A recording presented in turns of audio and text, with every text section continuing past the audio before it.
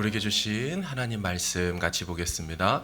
누가복음 24장 우리 1절에서 12절 말씀입니다. 신약성경 139면 정도에 있는 누가복음 24장 우리 1절에서 12절 말씀을 같이 교독하도록 하겠습니다. 제가 먼저 1절을 읽도록 하겠습니다. 안식 후 첫날 새벽에 이 여자들이 그 준비한 향품을 가지고 무덤에 가서 들어가니 주 예수의 시체가 보이지 아니하더라.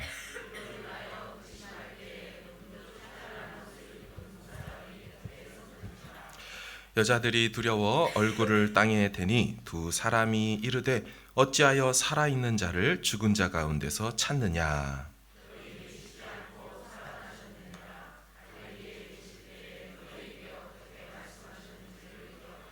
이르시기를 인자가 죄인의 손에 넘겨져 십자가에 못 박히고 제3일에 다시 살아나야 하리라 하셨느니라 한데 무덤에서 돌아가 이 모든 것을 11 사도와 다른 모든 이에게 알리니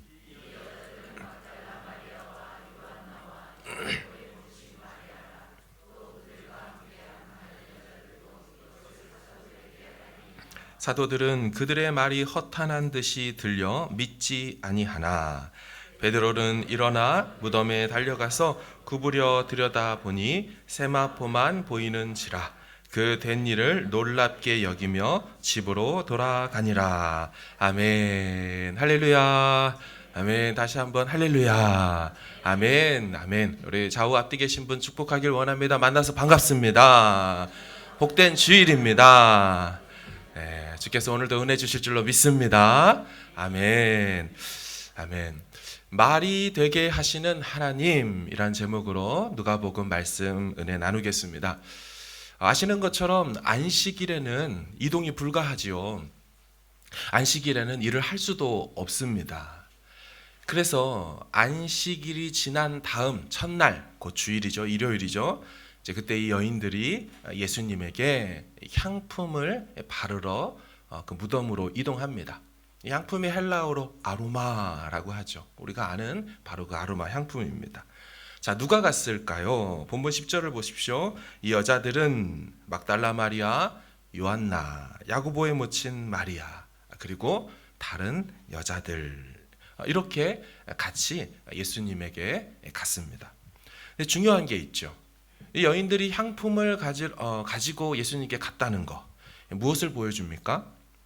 예수님의 부활을 적어도 믿지 않았다는 것입니다.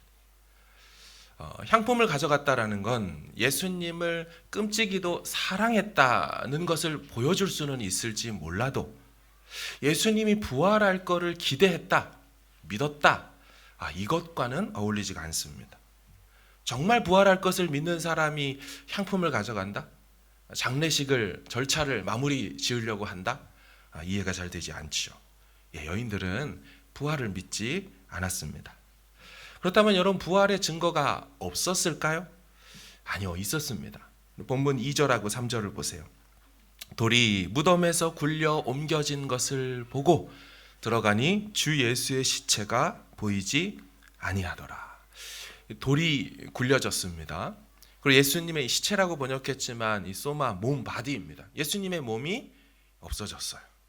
그러니까 이 빈 무덤 자체가 아주 분명한 부활의 증거가 될 텐데 여인들의 이후의 반응은 어떻습니까? 4절을 보세요.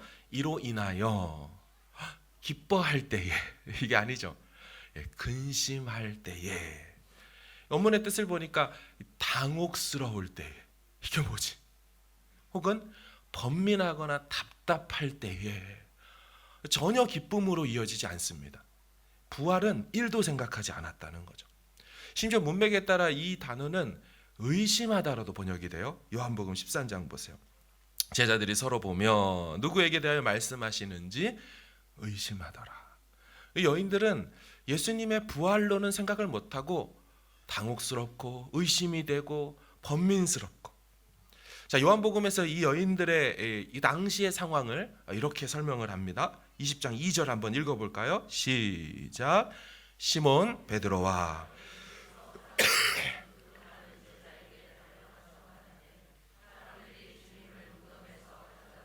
어디 두었는지 우리가 알지 못하겠다 하니. 아멘. 이 여인들의 생각은 뭐라는 거예요? 빈 무덤을 보고 도굴꾼들이 예수님의 시신을 훔쳐갔구나 이렇게 생각하지, 예수님이 부활하셨구나로는 전혀 꿈에도 생각을 못합니다. 자, 그럼 여인들만 예수의 부활을 믿지 않았을까요? 아니요, 사도들도 똑같았습니다. 자, 천사들이 나타나서 여인들에게 예수님이 부활했다는 걸 알려줘요. 이제 이야기를 듣고 여인들이 사도들에게 가서 이 천사가 했던 말들을 전해주죠. 자, 11절 보십시오.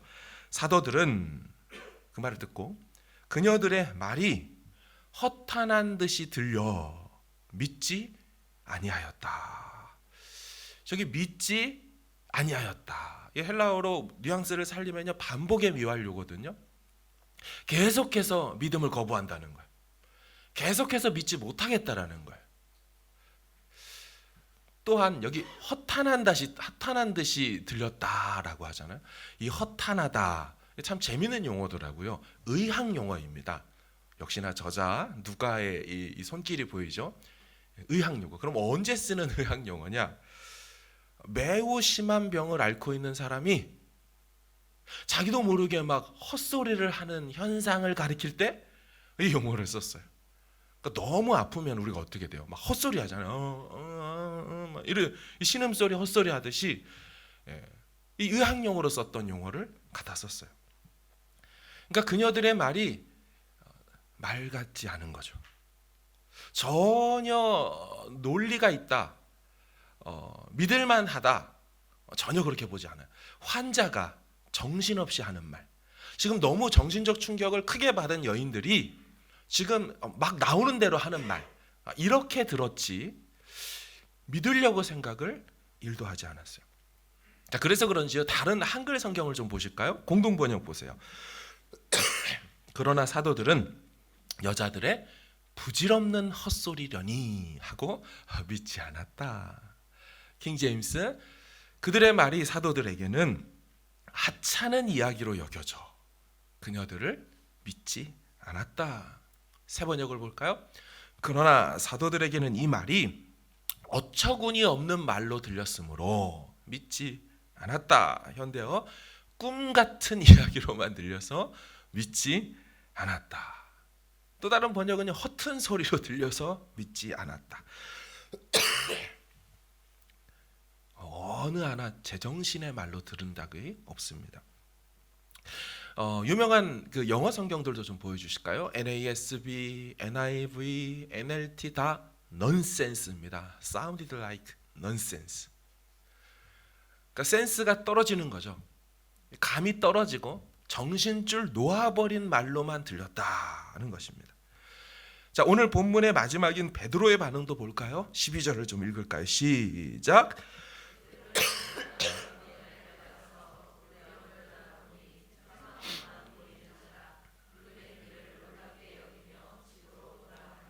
아멘. 자, 그 된 일을 놀랍게 여겼다라고 해요. 이 놀랍게 여기다가 여러분 긍정적인 반응일까요? 아니면 좀 부정적인 반응일까요? 이 놀랍게 여기다는 이 부활 기사의 내용에서 보면 긍정적으로 쓰이지 않습니다. 부정적으로 쓰여요. 나중에 예수님께서 정말 부활하신 후에 제자들을 만나러 오거든요. 그래서 부활체인 당신의 몸을 보여줘요. 자, 보여줄 때 그들의 반응을 좀 볼까요? 누가복음 24장 41절 시작.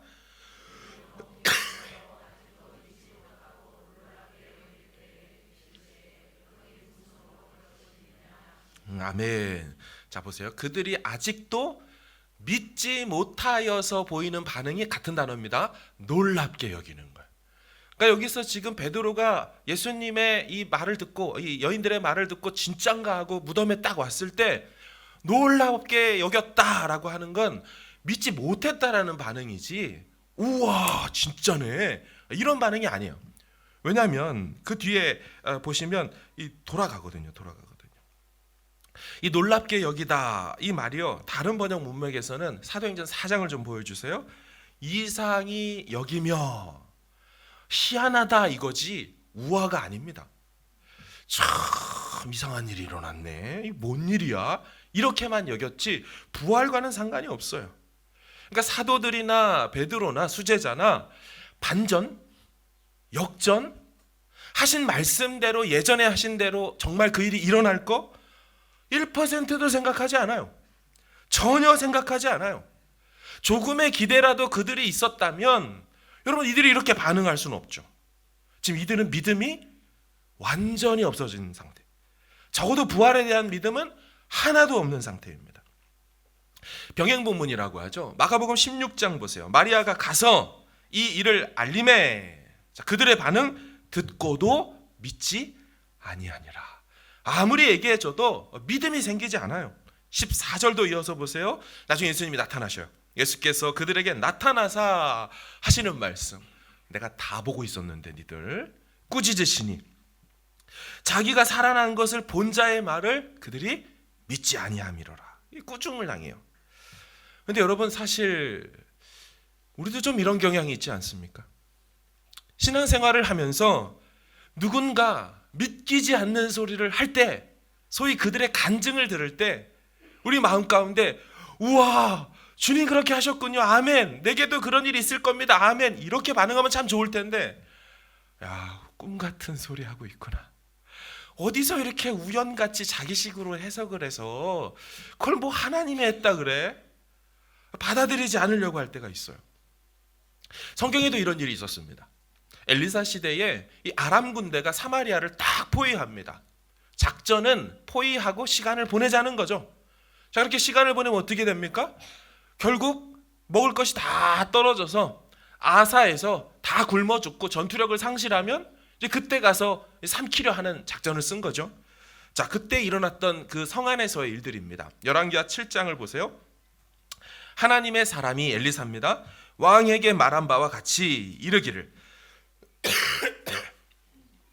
내일 이맘때 24시간 안에 사마리아 성문에서 보리 2수알을 한 세겔로 매매하고 고운 밀가루 한 스알을 한 세겔로 매매하리라 한즉. 자, 이게 무슨 말이냐면요, 엄청나게 인플레이션이 일어났습니다. 더 이상 물건들이 생산되지 않고 나갈 수 없으니까 그 안에 있는 먹을 것 식량들이 다 떨어지자 값이 올라요. 그 앞뒤 내용을 제가 정리해서 보면, 계산을 해보면 비둘기 똥 4분의 1이, 자, 그 분량을 체크해 봤더니 250ml입니다. 그러니까 음료수 한 캔 정도 되는 거.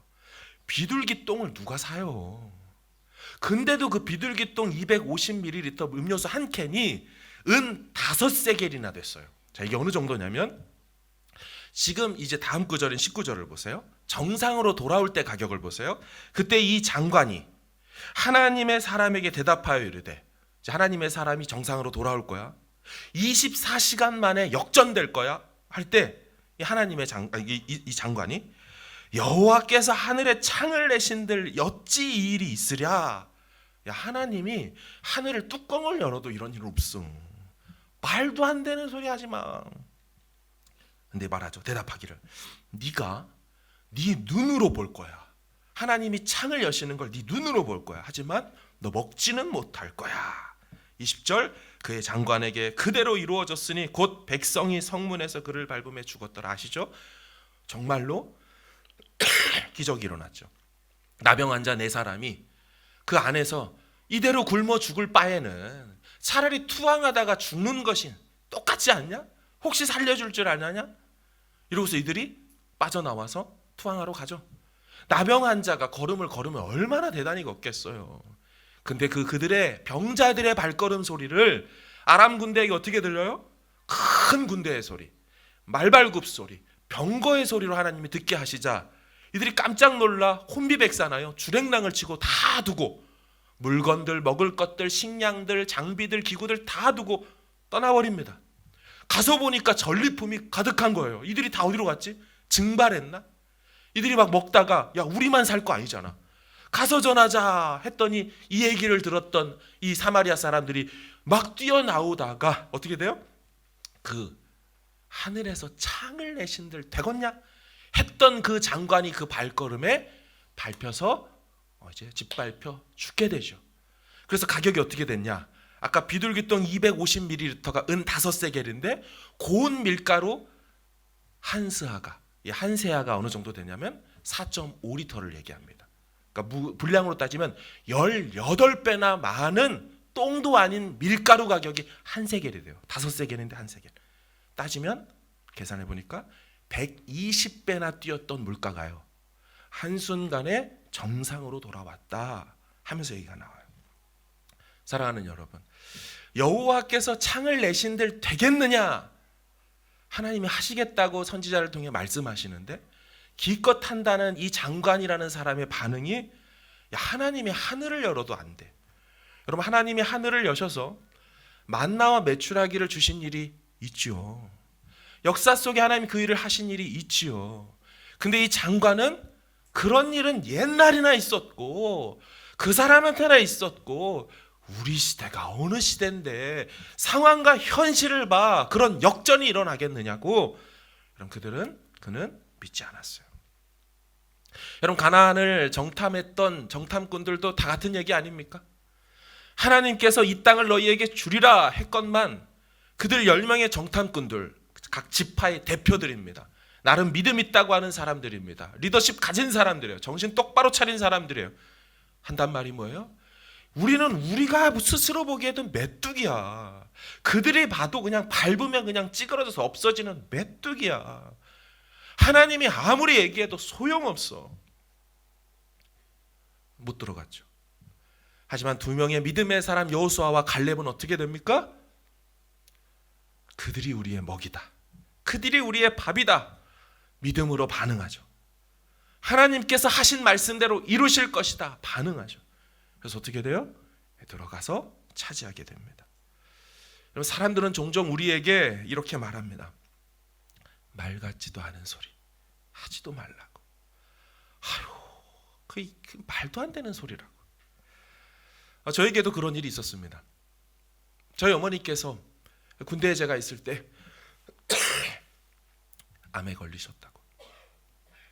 암에 걸렸다고 하면서 그 얘기를 얘기해 주시는데, 청천벽력이죠. 나가지도 못하죠. 돌보지도 못하죠. 당시 IMF 상황이기 때문에 안 그래도 집안이 어려운데 어머니에게 암까지 생겼으니 무슨 답이 있겠어요. 어머니가 저한테 그러시더라고요. 석재야, 엄마가 기도원에 가려고 그래. 가서 기도해서 하나님께 낫게 해달라고 하려고 그래. 어머니, 말이 되는 소리를 하세요. 말이 되는 소리를 하세요. 병원에 가서 진료받고 약을 먹고 치료를 받고 수술을 하고, 그래야 낫지. 무슨 기도한다고.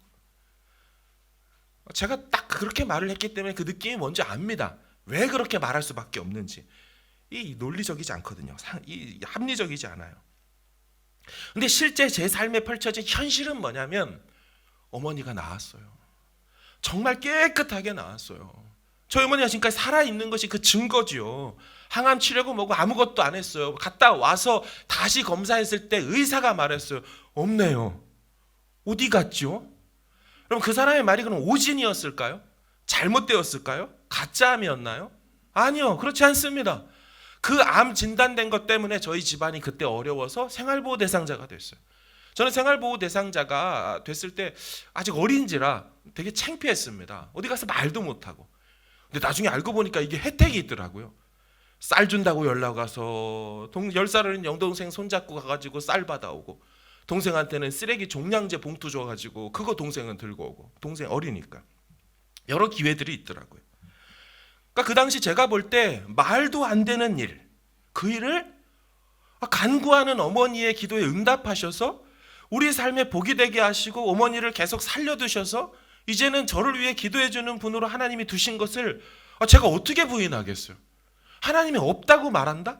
기도가 우연이었다고 말한다? 그럴 수 없더라고요. 여러분, 우리 하나님은 꿈 같은 이야기를 실제가 되게 하시는 줄로 믿습니다. 허튼 소리처럼 들리는 소리를 우리의 삶의 진리와 또 실화가 되게 하시는 줄로 믿습니다. 여러분, 이거는 경험한 자만 아는 거 아니겠어요? 사랑하는 여러분, 정말 기도하면 응답하시는 줄로 믿습니다.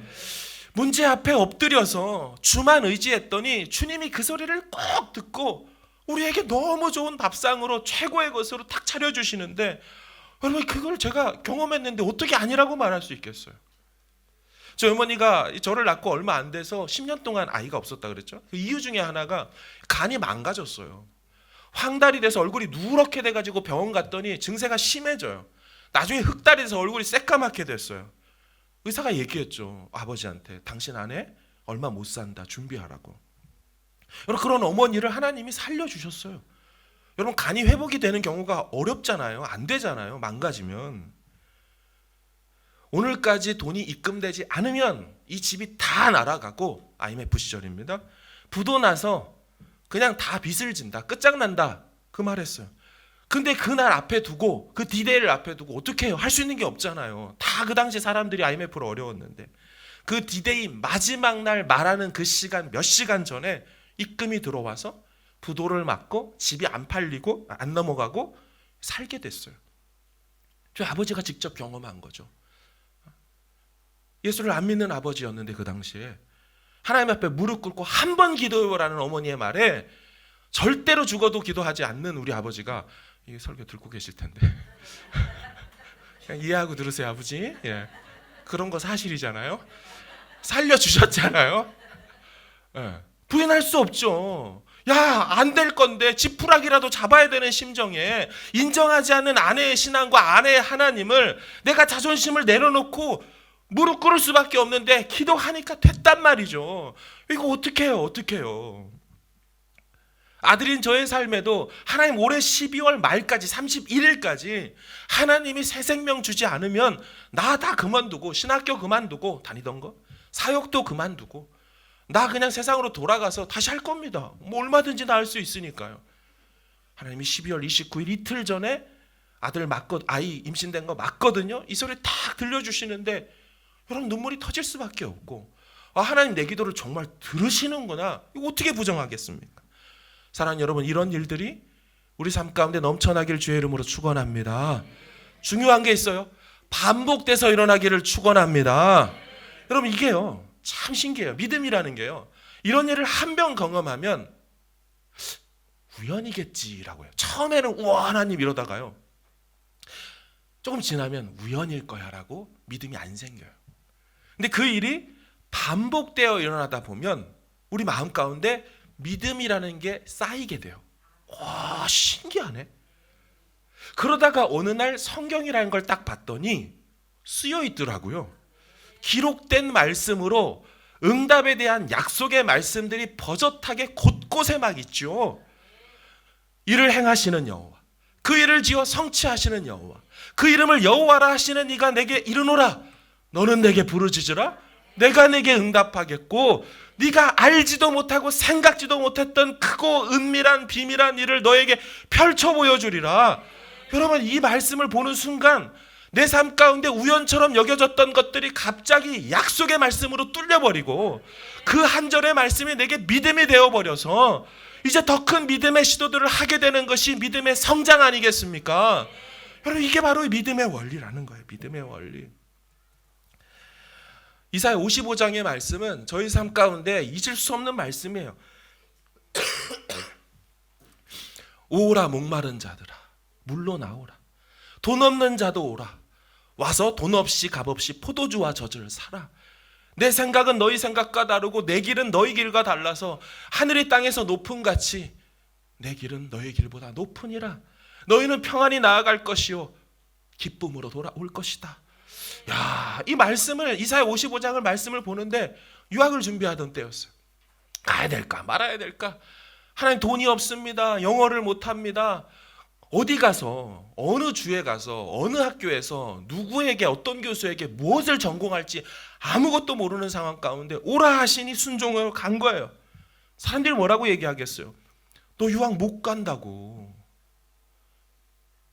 너 영어 못하지 않냐고. 여러분 이게 부인할 수 없어요. 성적이 말해줘요. 영어 못한다고. 너 안 들리지? 써있어요. 너 말 못하지? 써있어요. 너 읽어도 이해 못하지? 써있어요. 리딩, 리스닝, 라이팅, 스피킹 다 네 가지 영역에서 안 돼. 고로 안 돼. 이거 어떡할 거야? 야, 네가 생활 영어 하러 가냐? 대학원 석사 공부하러 가? 너 글을 써야 돼. 페이퍼 에세이를 써야 돼. 돈이 얼마나 많이 드는 줄 알아? 먼저 갔다 오신 분이 얘기하더라고. 목사님, 제가 1년 6개월 갔다 왔는데 싱글로 갔다 와서 이렇게 아꼈는데 제가 6천만 원 넘게 들었어요. 야, 5명이? 얼마가 될지 모르는데 한 달에 이만큼 들 게 눈에 뻔히 보이는데 갖고 있는 돈을 딱 계산하는 순간 몇 달 만에 비행기 타고 돌아와야 되는데 뻔히 보이는 안 되는 일을 하나님은 믿고 가라고 하는데, 야, 이걸 넘어가는 게 허탈한 맨정신이 아니, 맨정신은 못해요. 유학 가는 게 말도 안 되는 거라고, 꿈 같은 소리라고 했지만 하나님은 그걸 제게 현실이 되게 하셨고 제 삶의 커리어가 되게 하셨고 가장 중요한 것은 제게 살아계신 하나님의 증거가 되게 하신 줄로 믿습니다. 여러분, 이걸 어떻게 부인합니까? 여러분, 제가 뉴질랜드 온 것도 마찬가지예요. 한인 목회가 얼마나 어려운지 아냐고. 이제 알겠어요. 단임 목회가 얼마나 어려운 건지 아냐고. 예, 이제 알겠더라고요. 아무도 모르는 곳에, 한 명도 저를 아는 사람이 없는 곳에, 아무리 신방하고 뒤져보아도 나랑 걸리는 건 그 지역에 살았다는 거 말고는 더 이상 연결성이 없는, 커넥션이 없는, 살던 곳을 훌쩍 떠나서 한인 목회를 한다. 제가 청빙 후보가 되었을 때 그 당시 임시 당회장이었던 목사님께서 070 전화를 주셨어요. 그리고 저한테 이렇게 얘기를 하셨답니다. 목사님, 잘 생각해 보세요. 그리고 결정하셔야 됩니다. 또 얘기하시더라고요. 목사님, 잘 생각하세요. 뭘 잘 생각해야 되는지는 안 알려주더라고요. 지금 와서 보니까 잘 생각해야 되는 거였구나. 저희 아내는 나중에 그렇게 했다는 얘기를 제가 말했대요. 그리고 또 기억을 하더라고요. 근데 저는 기억이 잘 안 납니다. 그 목사님 그런 말 하신지. 당시 제 마음은 하나님이 부르시면 갑니다. 하나님이 인도하시면 갑니다. 부르시고 인도하심이라면 말이 안 되는 이야기도 말이 되도록 하시는, 역사하시는 하나님이 아니겠습니까? 이 마음 가지고 순종해서 온 거예요. 넌센스지만 메이크 센스 되게 하지 않으시겠습니까? 그 마음에 순종해서 온 것이지요. 사랑하는 여러분, 결국 오늘 본문의 여인들도 사도들도 수제자 베드로도요 전혀 믿지 않았어요. 모두 믿음에 있어서는 실패했어요. 여러분, 그런데 본문에서요 이들의 실패만을 강조하는 것은 아닙니다. 본문에서 강조하는 부분이 있어요. 믿지 않고 있고 믿을 수 없고 믿지 못하는 그들에게 한 가지를 요구하고 있습니다. 그것은 곧 오늘날을 사는 우리에게, 이 성경을 보는 우리에게도 요구하는 바거든요. 6절의 말씀을 같이 읽어보겠습니다. 시작.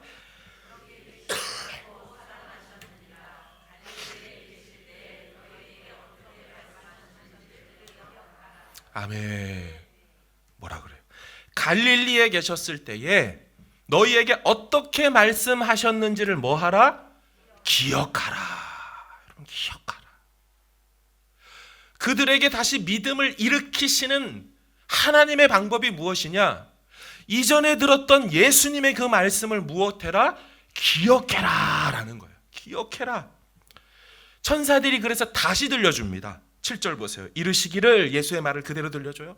인자가 죄인의 손에 넘겨지고 십자가에 못 박히고 제3일에 다시 살아나야 한다고 말씀하신 거 다시 들려줘요. 다시 기억나게 도와줘요. 그래서 어떻게 됩니까? 이 여인들이 예수의 말씀을 기억하죠. 8절 보세요. 그녀들이 예수의 말씀을 기억했다라는 거예요.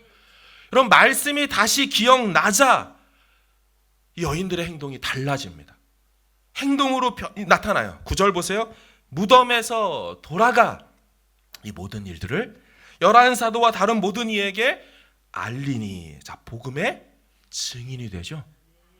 여러분, 말씀이 기억나자, 말씀을 다시 듣게 되자, 와, 이게 그냥 이게 이 지금 현상이 말씀과 견주어 봤더니 허탄한 소리가 아니고 실제고 예언의 성취고 하나님의 역사라는 걸 말씀을 통해 봤더니 다시 해석이 된 거잖아요.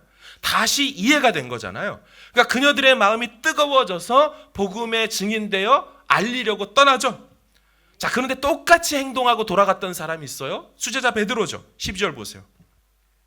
베드로는 일어나 무덤에 달려가서 구부려 들여다보니, 구부려 들여다보다 이게요 연구조사하다는 뜻이거든요. 그냥 힐끔 보다가 아니고요, 마치 이 디텍티브 형사들이 사건 현장에 와서 감식반 하듯이 자 이걸 찾아보는 걸 구부려 들여다보다, 파라퀴토란 단어예요. 근데 구부려 들여다 딱 보니 세마포만 보이는지라. 여러분, 도적이 왔다면 제일 가져가고 싶은 게 뭐겠어요? 죽은 시체를 가져가겠습니까? 그게 돈이 됩니까? 세마포를 가져가야 되거든요. 적어도 이 말은 뭔 뜻이에요? 도적이 왔다는 건 아니라는 거예요. 귀중품을 두고서 왜 죽은 시체를 가져갑니까? 이건 도적은 아닙니다. 세마포만 보이는지라. 그 된 일을 베드로가 놀랍게 여기며, 이게 긍정적이지 않다 그랬죠? 긍정적이었다면, 믿음과 결부됐다면, 여러분 베드로 승질아시죠? 집으로 돌아가겠습니까? 이 양반이 난리 치면서 막 예수님 바다 그 갈릴리 해변에서 봐서도 어떻게 돼요? 나중에 부활하신 예수 말도 막 헤엄쳐서 자기 나오잖아요. 막 흥분해서 못 견디는 사람이잖아요. 저 말은 집으로 그냥 돌아갔다는 얘기는 희한하네. 놀랍기만 했지, 희한하고 이상하다고만 생각했지 믿지는 못했어요. 예수의 말씀을 아직 기억하지 못했기 때문이죠. 사랑하는 여러분, 어떻게 여인들이 믿게 되었습니까? 어떻게 여인들의 이 마음에 믿음이라는 게 다시 찾아왔을까요? 예수의 하신 말씀을 들었을 때, 그 하셨던 약속의 말씀, 예언의 말씀, 이렇게 될 거라고, 반드시 일이 일어날 거라고 머스트로 말씀하셨던 살아나야만 하리라, 그 말씀이 그녀들의 가슴에 들어올 때 그들에게 믿음이 생겼고, 그 들어온 말씀은 살았고 운동력이 있는지라 그녀들의 죽어진 믿음, 식어진 그 모든 육체를, 그 마음을 다시 막 박동하고 고동치게 만들어서 견딜 수 없어 복음의 증인으로 정말 살아도 산 것처럼 그렇게 현장으로 뛰어가게 만들었어요. 사랑하는 여러분, 우리가 다시 살리는 주의 말씀을 들어야 할 줄로 믿습니다. 우리를 살리시겠다고, 내가 일하겠다고, 내가 네 기도에 응답하겠다고, 내가 네 가정과 너의 삶을, 너의 자녀들을 책임지고 나의 영광 위하여 내 손에 붙들어서 멋지게 쓸 거라고 하시는 약속된 이 성경에 기록된 말씀들을 다시금 듣게 될 때 우리 죽어진 심령이 살아날 줄로 믿습니다. 우리의 가정에 다시 새 힘을 주실 줄로 믿습니다. 여러분, 어떠한 상황에 있어도, 어떠한 환경 속에 있어도 하나님 약속의 말씀 부여잡고 엎드려 보십시오. 하나님께서 반드시 일하여 주실 줄로 믿습니다. 여러분, 이것이 허탄한 사례로 혹시 들리시는 분이 계십니까? 목사님, 당신 얘기죠. 과거 얘기죠. 나는 한 번도 경험하지 못했는데요. 여러분, 축복합니다. 주께서 믿음을 선물로 주실 것을 축복합니다. 약속의 말씀을 넣어주셔서 그 말씀에 씨앗되어 하나하나 싹 틔우고 정말 뿌리 내려져서 어느새 시냇가에 심기운 나무처럼 철대로 또 시절을 쫓아 하나님 기뻐하시는 아름다운 삶의 응답의 열매들을 많이 맺어 주님, 이 모든 것이 주의 은혜입니다, 주님 하셨습니다라고 그렇게 올려드리며 살아갈 수 있는 저와 여러분 되어지기를 간절히 주의 이름으로 축원합니다.